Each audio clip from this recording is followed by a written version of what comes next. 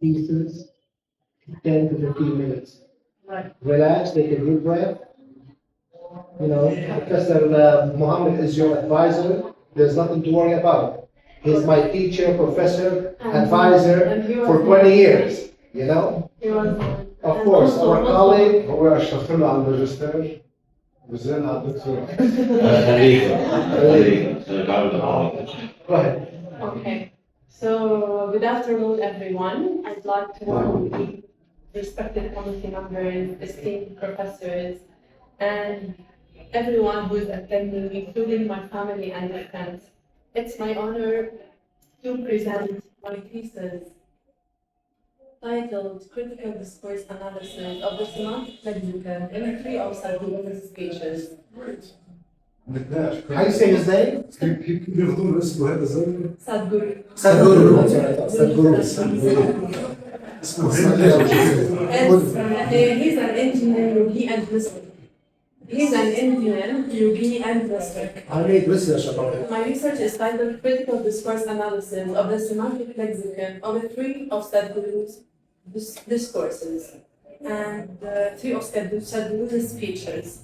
Now, this research and this study was supervised by Professor Muhammad Fattah, and I want to tell about the research that examines how language, spirituality, and ideology intersect using a combination of critical discourse analysis and semantic lexicon, so that we explore how meaning is constructed and how authority is communicated. Second slide. My research explores how language constructs meaning and ideology in spiritual discourse. This area has received little attention compared to political and media discourse. Now, I chose Sadhguru because he's a contemporary.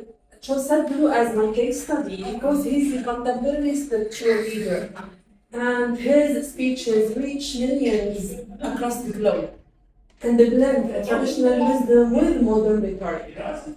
Slide 3. The main problem addressed in this study is the lack of discourse analysis and linguistic research, especially on spiritual communication.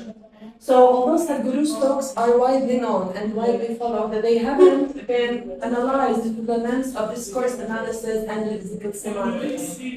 The study fills this gap by examining how his word choices and rhetorical strategies create meaning and influence audience perception. Slide 4. The objectives of this study were fourfold. First, to uncover the underlying ideologies and beliefs.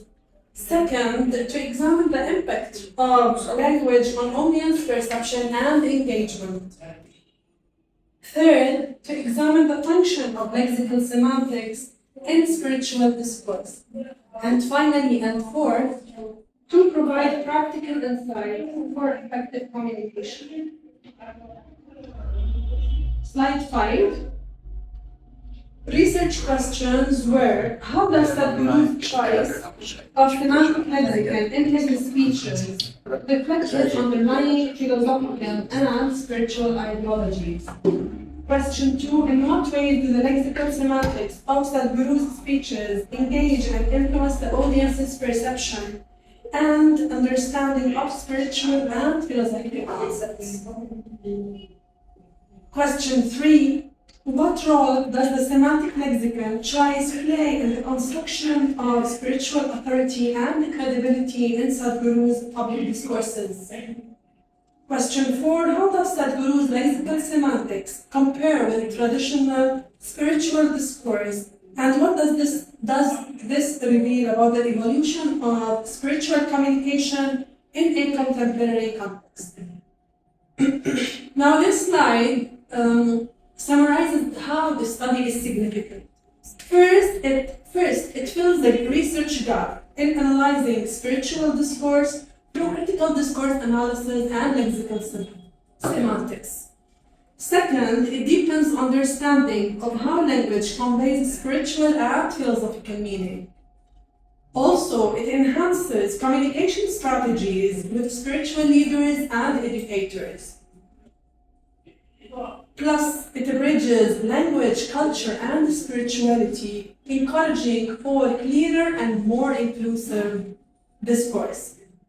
Finally, it offers academic and practical value by expanding CDA into a new context, which is spiritual communication. Now, based on my research questions, I formulated 4 main hypotheses. First, Sadhguru's speeches will contain a higher frequency of abstract nouns related to spirituality compared to concrete nouns, as measured by lexical analysis.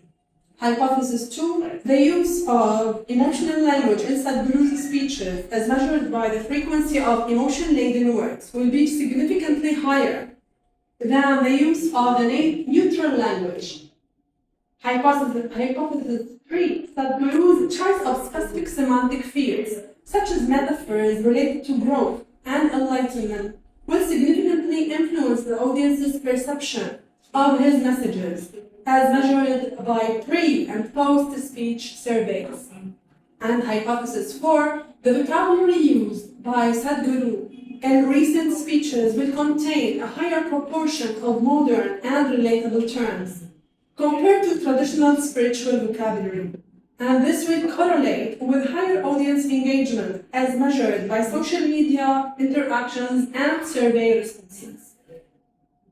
Now, in terms of theoretical grounding, Fairclaugh's three-dimensional CDA model examines text and discourse and social practice, which is foundational in the field. Also, Van Dyke's socio-cognitive model connects text, cognition, and society, making it particularly useful for my purposes. Also, Dostoevsky generative lexicon provides tools for analyzing polyphony, metaphor, and contextual meaning. The gap my study addresses is that very few works combine CDA with lexical semantics in the study of spiritual communication. And after correction based on one of my readers' feedback, to revise the literature review, I removed the repetitive discussions on spirituality and language and focused only on the key findings that are directly related to my concept. And after each theoretical framework, I added linking sentences that show how each framework connects to my research questions. Slide 9. So the methodology is qualitative and interpretive. I analyzed the 3 of Sadhguru's speeches using Van Dyke's socio-discoursive grid by examining structure and ideological framing, and also lexical semantic matrix for Dostoevsky and Cruz for analyzing word meaning and semantic lexicon. Also, manual coding for rhetoric devices to identify persuasion and audience engagement techniques. The corpus was selected based on thematic diversity, richness in vocabulary, and public reach. The first speech was the Gachibowli Rally for Rivers that go back to 2017, that focused on environmental and collective action. The second speech was the 2018 Mahashivratri spiritual celebration that centered on spiritual transformation. And the third was the United Nations talk in 2018 on the World Water Day that emphasized the global responsibility. Now, since this study is textual, it does not include direct audience surveys. However, engagement was inferred through rhetorical patterns. In future researches, surveys or focus groups could complement this work by validating audience reception and variation. On this slide, we can see pie charts, which are the lexical semantic analysis of the 3 speeches I examined. In the first chart, from the 2017 Gachibowli Rally for Rivers on the left side, shows the main lexical semantic elements, which are metaphors, such as metaphors, deixas, repetition, polysemy, intertextuality, and spiritual terms. These are mostly abstract and spiritual words that build deeper meaning in Sadhguru's discourse. Words like soil and energy carry layered meanings, reflecting Dostoevsky's narrative lexicon, where a single word expands dynamically across contexts to create spiritual resonance. The second chart up above on the right side, based on the 2018 United Nations talk on the World Water Day, compares how these elements shift in the diplomatic talk. We notice that spiritual trends remain dominant, but the language becomes more formal and inclusive, showing that Sadhguru's adaptability is there to global audiences.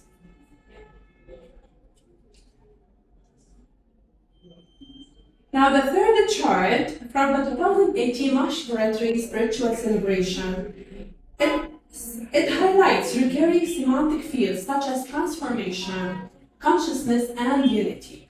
Here, Sadhguru uses experiential metaphors and abstract nouns to express inner growth and spiritual awakening. Now, altogether, these three charts reveal how Sadhguru's lexical choices vary by context, whether environmental, diplomatic, or spiritual, yet all serve the same purpose of linking inner transformation with collective well-being. This table shows how the keywords change meaning, like soil becomes spiritual, energy connects body and nature, and inner symbolizes transformation. Now, in this slide, we can see the discourse strategies findings. And here you can see the main rhetorical findings summarized through Aristotle's three modes of persuasion: ethos, pathos, and logos. If we start with ethos, Sadhguru builds credibility by referring to ancient yogic wisdom and his own lived experience. This connection between tradition and personal authority makes his speech trustworthy and spiritually grounded. With pathos, he creates emotional engagement using vivid imagery, short stories, and rhythmic repetition. Phrases like, "The soil is our life, and let's make it happen," evoke shared emotions and make his concepts easy to remember. Finally, logos appears when he blends logical reasoning with emotion, linking spiritual awareness to environmental, health, and social issues. The balance of logic and feeling strengthens his overall persuasive effect.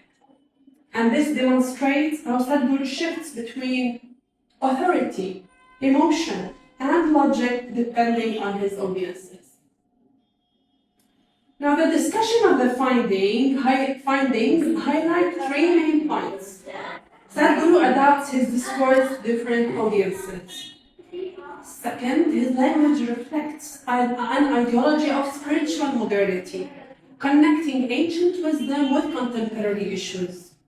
And his discourse integrates spirituality into global relevance, including environmental and diplomatic contexts. Now, this study contributes in three main ways. First, academically, it expands CDA into spiritual discourse. Second, methodologically, it combines CDA with lexical semantics. And third, practically, it offers insights for communicators, educators, and spiritual leaders on how language engages diverse audiences. Now, after analyzing Sadhguru's discourse, I also reflected critically on broader implications. Although I admire Sadhguru's rhetorical success as a speaker, I also acknowledge that his language, like any other influential discourse, carries ideology. It can shape how people see the world. And this is why I align with Van Dijk's idea that discourse is never neutral. It always communicates certain beliefs and values. Now, this study has some limitations: a small corpus of 3 speeches only, and a qualitative focus, and a restriction to English language only. So English texts, although Sadhguru speaks in like 4 other languages, including Tamil, Telugu, Kannada, and some Hindi. Future researchers could expand the corpus and compare across leaders and cultures, and incorporate qualitative or corpus-based methods to complement this qualitative analysis. Now, in conclusion, this study shows that language is central to constructing authority, spirituality, and ideology. Sadhguru adapts his lexical choices depending on audience and context. And finally, combining CDA with lexical semantics provides a richer framework to understand meaning-making in spiritual discourse. Thank you. Thank you very much.